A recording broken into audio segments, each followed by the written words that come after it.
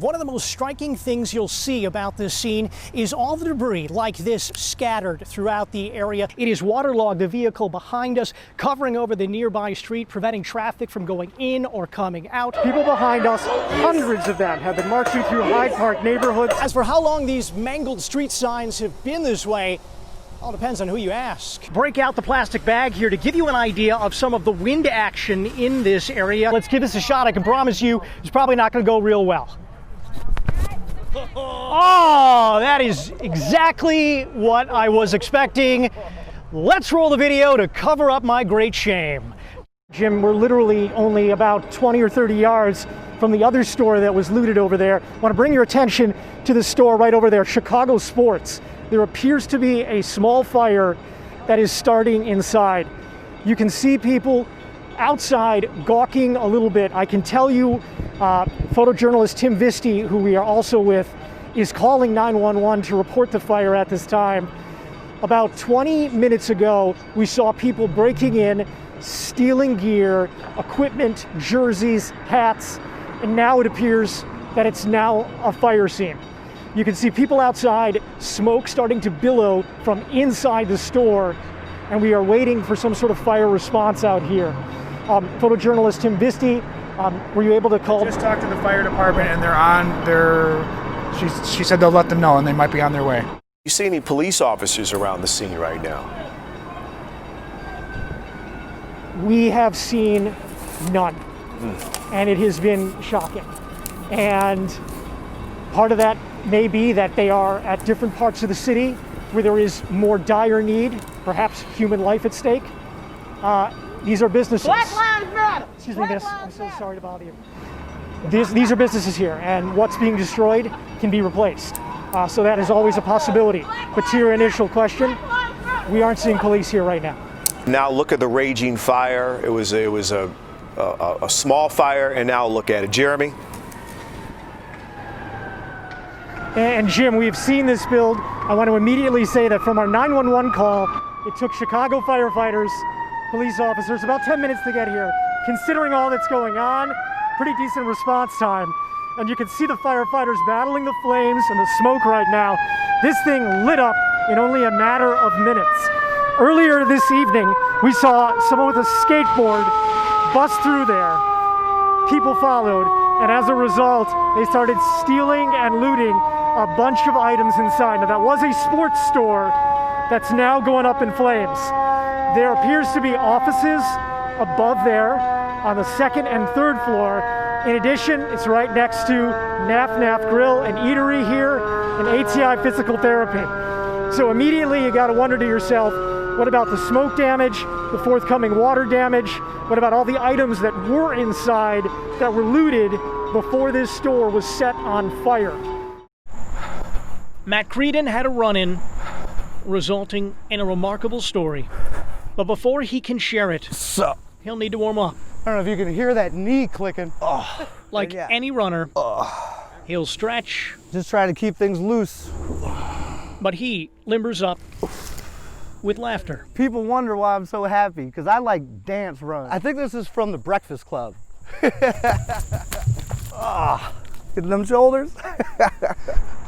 He's not running from his past. His past is running with him. Screw here and a screw here, and then I broke, I think, one rib. But the breaths he took back in the fall of 2018 were nearly his last. I died for the 2 minutes. I was in a medically induced coma, after I flatlined. How emotional is just even talking about this? It's pretty emotional, knowing that it just could be gone like that at any time. Last year, we first met Creedon at the hospital. He was rushed there November 8th. Everything went dark through November 10th. But I don't remember any of it. You lost 2 days. Lost 2 days, yeah. It's better than the alternative.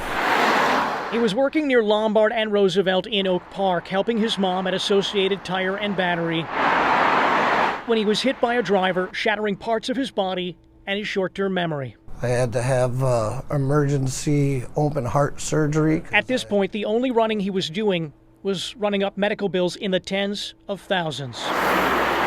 The driver was never found. And unless there's additional information, Oak Park police say the active investigation is suspended. There's no reason I should be alive right now. I came back and made it. Now hopefully I can take this second chance that I've got, and maybe make a difference in somebody's life. We raised all of the money I needed to get to where I am now and not be a burden on my family. It's the only way I can thank everybody is to inspire them. I've been doing great. I've lost 45 pounds. I ran 5 miles the other day. Hi, deer. Deer, it's nature. I love running through here. Now this victim of a hit and run hopes to run in the Chicago Half Marathon. And it's 13.3 miles. His goal is to finish around the average time of about 2 hours. And so, how much more inspiring could it be if we could be better than average? Considering this runner's path began with a flat line, average has never looked so exceptional. If I can be better than average after everything that I've been through, there is no reason that anybody else cannot, no matter what's in your way. Jeremy Ross, CBS 2 News. Somebody in there? Oh my God. Following a two-car crash, a Chevy Malibu catches fire with at least one person inside. Jonique Bulls shot video of the desperate attempts to open the car door. We saw a few people trying to get the people out of the car. The door was jammed or whatever, and there was a lady in the back, sort of like that. People from down the street came with hammers trying to break into the car, and no one could get in there. Just boom, and the cops caught on fire. They just an inferno, and it just. Hearing screams, you don't forget that. We tried, couldn't get out. Robert Phillips tried to rescue those inside. He was leaving a church service at the time when the crash occurred at Harrison and Oakley.